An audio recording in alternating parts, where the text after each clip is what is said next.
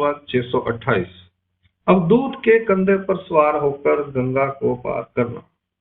विश्राम करने के उपरांत भगवान ने शाम के समय अवधूत के कंधे पर सवार होकर गंगा गोदावरी को पार किया और सीधे बल्लेग्राम की भोजनता पर पहुंचे।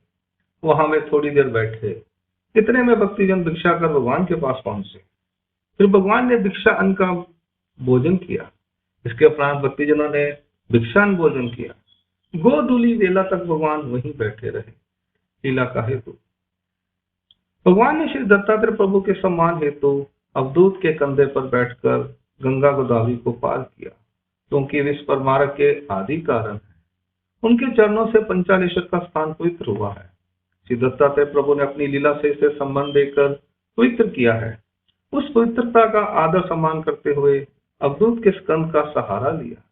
दूसरी बात यह थी कि उस अवधूत को अपना वाहन बनाकर उसके लेपों अर्थात पशुओं के जन्मों का नाश किया। अंक लीला क्रमांक पूर्वाध 628 यहाँ संपूर्ण होती है। लीला क्रमांक पूर्वाध 629। शाम को शुक्र तारा के दर्शन पर ज्योतिष प्रशंसा। भगवान जब भोजनता स्थान पर बैठे हुए थे उस समय शुक्र तारा चमकने लगा। बाईसा ने उत्सुकतावश भगवान से पूछा, भगवान इस तारे का क्या नाम है? इस पर भगवान ने कहा, माता यह इन बच्चों से पूछो। जब उन्होंने उन बच्चों से पूछा तो उन्होंने कहा, यह शुक्र तारा है। इस पर बाईसा ने भगवान से पूछा, भगवान इसे कैसे पहचाना जा सकता है कि यह शुक्र तारा है? इस पर भगवान ने कहा, इसे ज्योतिष शास्त्र के द्वारा जाना जा सकता है। इस पर भगवान ने उन्हें कहा, माता गर्गाचार्य था, उसने अपनी वृद्ध अवस्था में शुक्राचार्य से कहा कि तू अपना आगे का जन्म ज्योतिष शास्त्र से देख, तू क्या बनेगा। इस प्रकार वह जब अपने जन्मों को देख रहा था तो उसने लगातार अपने होने वाले 7 जन्मों का भविष्य देख लिया। उसका 7वां जन्म कोड़ी का था। उसे देखने के उपरांत उसको मूर्छा आ गई और वह बेहोश होकर धरती पर गिर गया। तब गर्गाचार्य ने उसे सावध करके पूछा, बेटा क्या बात हो गई, तो इस प्रकार बेहोश होकर क्यों गिर गया? इस पर उसने कहा, पिताजी आपने मुझे एक जन्म देखने के लिए कहा था, पर मैंने अपने आगामी 7 जन्मों का हिसाब लगा लिया। अब मेरा 7वां जन्म कोड़ी का निकला, इससे मैं बेहोश होकर गिर पड़ा। आप ही बताएं कि मैं क्या करूं। इस पर गर्गाचार्य ने कहा, बेटा अब तू समाधि लगा ले और उसमें ही अपने 7 जन्म व्यतीत कर ले। इस पर उसने वैसा ही किया। उस समय वह ज्योतिष शास्त्र के आचार्यों में आगे था और ब्रह्मादि था अर्थात मुख्य था। उसने वैसे ही समाधि में अपने 7 जन्म व्यतीत कर दिए। इतने सामर्थ्य वाला होकर भी वह अंत में आकाश का नक्षत्र होकर चमकने लगा, इसलिए उसे शुक्र तारा कहते हैं। लीला का हेतु। भगवान ने यहाँ पौराणिक कहानी के अनुसार ज्योतिष शास्त्र के आधार पर शुक्र तारे की कथा का वर्णन किया।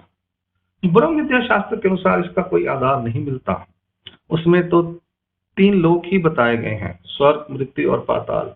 भोग भूमि को स्वर्ग कहा गया है। पाताल लोक के मनुष्यों के विषय में वर्णन मिलता है। मृत्यु लोक में कर्म अनुसार जन्म प्राप्त होता है। स्वर्ग और पाताल का उल्लेख आता है। इसमें से स्वर्ग में जीव सुखफल भोगता है, पाताल लोक में भी जीव प्राणी हैं। अंक लीला क्रमांक पूर्वाध 629 यहाँ संपूर्ण होती हैं। इसके साथ ही पंचालेश्वर की लीलाएं संपूर्ण हुई। अब आगे भगवान बल्लेग्राम जा रहे हैं। लीला क्रमांक पूर्वाध 630। बल्लेग्राम की कुटिया में रात्रि निवास। इसके बाद भगवान रात के समय बल्लेग्राम की कुटिया में गए। वहां पर भगवान ने रात को विश्रांति की। लीला का हेतु। भगवान ने यहाँ एक रात निवास कर इसे सामान्य रूप से संबंध प्रदान किया।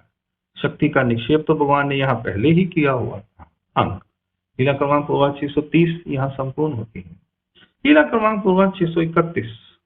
वहां से चलते हुए उपाध्याय की प्रार्थना को स्वीकार करना। फिर दूसरे दिन प्रातःकाल का पूजा शुरू हो जाने के बाद भगवान आंगन में खड़े होकर अपने सिर पर टोपी पहन रहे थे। बल्लेग्राम के लोगों ने देखा कि प्रातःकाल के समय भक्तिजन इधर उधर आ जा रहे हैं। उन्होंने सोचा कि भगवान यहाँ आए होंगे। इतने में उन्होंने भगवान को भी उस कुटिया के आंगन में खड़े देखा। वे सब भगवान के दर्शनार्थ आए।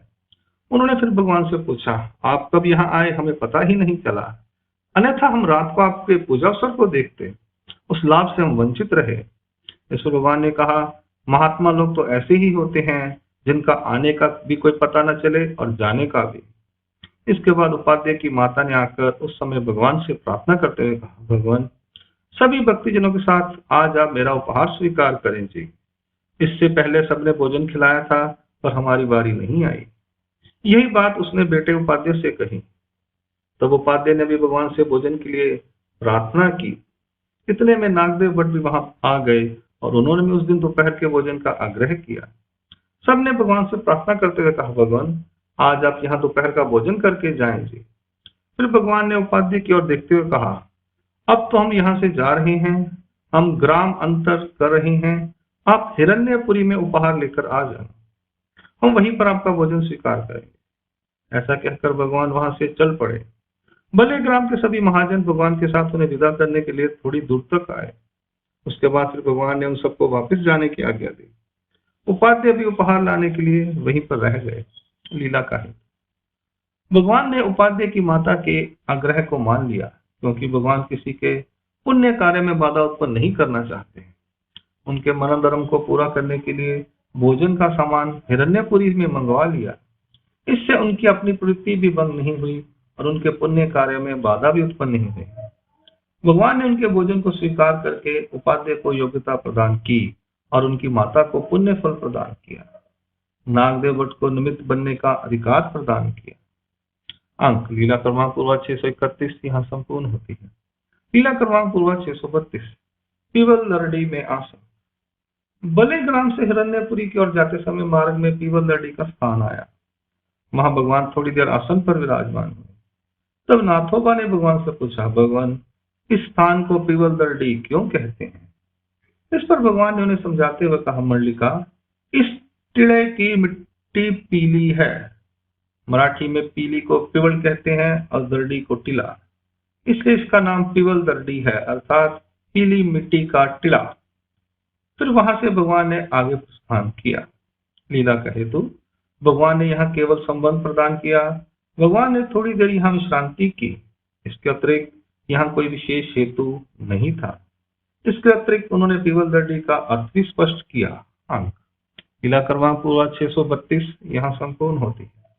लीला क्रमांक पूर्वा 633 गोवर्धन में उपाध्याय का उपहार स्वीकार करना। पीवल दरडी से निकलकर भगवान भक्तिजनों के साथ हिरण्यपुरी के गोवर्धन नामक स्थान पर पहुंचे। गोवर्धन मंदिर में एक बड़ी चौकी बनी हुई थी। उस चौकी में भगवान आसन पर विराजमान हुए। इसके थोड़ी देर बाद उपाध्याय भगवान के पास उपहार लेकर पहुंचे। फिर भगवान बाहर की ओर मंदिर के दक्षिण भाग के कोने में आसन पर विराजमान हुए। इतने में बाई साहब भगवान के चरणों को प्रक्षालन करने लगी तो भगवान ने कहा, माता, तुम आज रहने दो, यह काम आपके आज के यजमान करेंगे। उसके बाद नागदेव भट्ट ने भगवान के चरणों का प्रक्षालन किया। भगवान को दोपहर का पूजा अवसर किया गया। फिर भगवान के लिए एक बड़े थाल में भोजन परोसा और वह उन्होंने भेंट किया।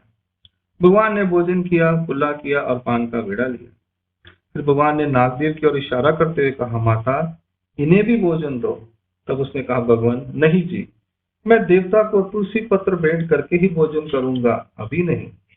इस पर जानोपाध्याय ने कहा, भगवान, मैं तो भोजन अवश्य करूंगा। फिर उन्होंने भोजन किया। उसके साथ भक्तिजनों ने भी भोजन किया। उसके बाद उपाध्याय बर्तन लेकर वापस चले गए। लीला का हेतु, उस दिन भगवान ने नागदेव भट्ट को ही पूजा विधान और भोजन खिलाने का कार्य सौंपा। इसी के अंतर्गत बाईसा को भी इसकी योग्यता प्राप्त कराई। नागदेव भट्ट को भी भोजन और पूजन का पुण्य लाभ प्राप्त हुआ। उन दोनों को भगवान की प्रसन्नता प्राप्त हुई। अंक लीला क्रमांक पूर्वा 633 यहाँ संपूर्ण होती है। दंड प्रणाम। जय श्री कृष्ण।